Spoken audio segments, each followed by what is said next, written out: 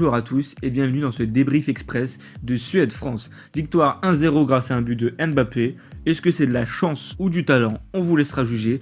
En tout cas, l'équipe de France s'impose. Un match terne, triste, tous les adjectifs que vous voulez. On s'est franchement ennuyé devant notre télé avec ce nouveau 3-5-2 concocté par Didier Deschamps. La première d'Upamecano et la présence sur les côtés en tant que titulaire de Dubois et Digne, on y reviendra. L'équipe de France n'a pas encore réussi à se faire à ce système, on le sent, ça risque de prendre du temps. Deschamps a voulu miser sur la sécurité avec le manque de forme et d'automatisme des joueurs.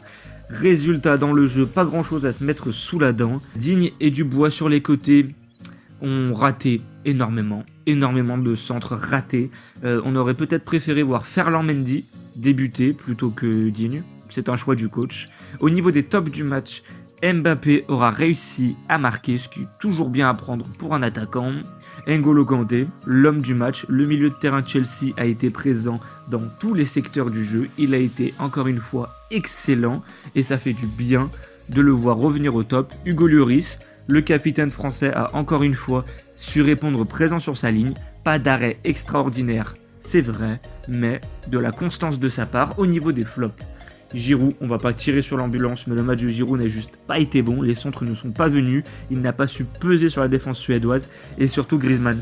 Ah, on va prendre 2 secondes pour parler de Griezmann. Le gros point noir de l'équipe de France ce soir. Le pénalty raté, fantomatique durant tout le match. Il n'a pas su mener l'équipe. Il n'a pas su être bon dans le jeu. Ça va vraiment être un problème si Griezmann joue à ce niveau-là. Je pense qu'il va y avoir une grosse remise en question de la part du joueur. On espère le voir un peu plus fort lors des prochaines rencontres, mais en tout cas, on ne retiendra que le résultat et la victoire 1-0 de l'équipe de France.